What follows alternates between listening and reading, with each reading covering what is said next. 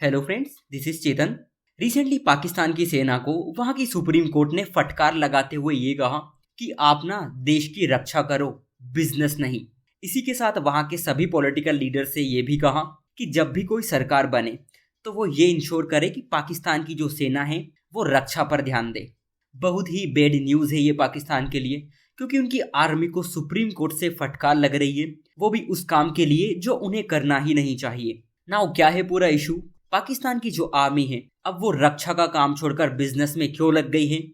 Actually हुआ ये कि 2021 में पाकिस्तान में कराची छावनी बॉर्डर की जमीन का यूज पाकिस्तान की आर्मी अपने बिजनेस पर्पज से करने लगी है। और इंटरेस्टिंग बात तो ये है कि इन लोगों ने वहां पर शादी के लिए मैरिज हॉल सेटअप कर लिया, जबकि वो जमीन इनके मिलिट्री पर्पस के यूज के लिए थी। एक और इंटरेस्टिंग बात यह है कि जिस जमीन पर इन्होंने मैरिज हॉल बनाया है वो ऑलरेडी इलीगल जमीन थी।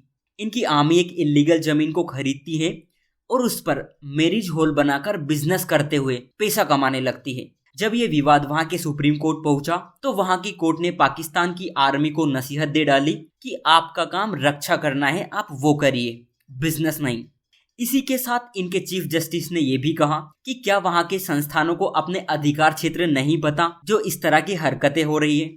जब आर्मी इलीगल जमीन पर मैरिज हॉल बना रही थी तब क्या पाकिस्तान के प्रॉपर्टी बोर्ड ने आंख मूंद रखी थी?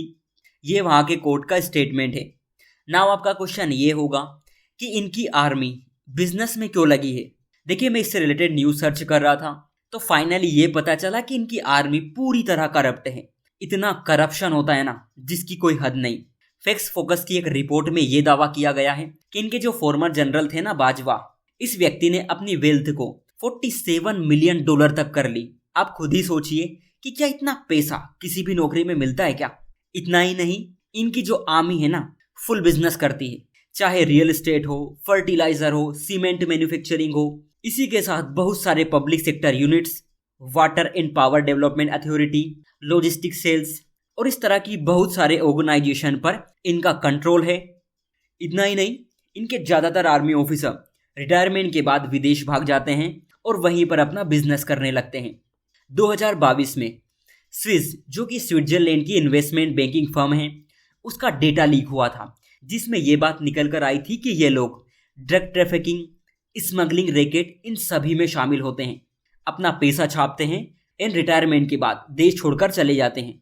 उनकी गवर्नमेंट पूरी दुनिया से पैसे उधार लेती रहती है, ये लोग मौज उड़ाते हैं, वहाँ की पब्लिक दर बदर भटकती रहती है और यही फिल्म वहाँ पर हर साल चलती रहती है। इवन आप देखोगे कि वहां पर अभी इलेक्शन हुए, वहां पर गवर्नमेंट फॉर्म होने और नहीं होने से कोई फर्क नहीं पड़ता, क्योंकि जो काम वहां पर उनकी गवर्नमेंट एंड मार्केट को करना चाहिए वो काम उनकी आर्मी कर रही है। सो आज के लिए इतना ही। Thank you.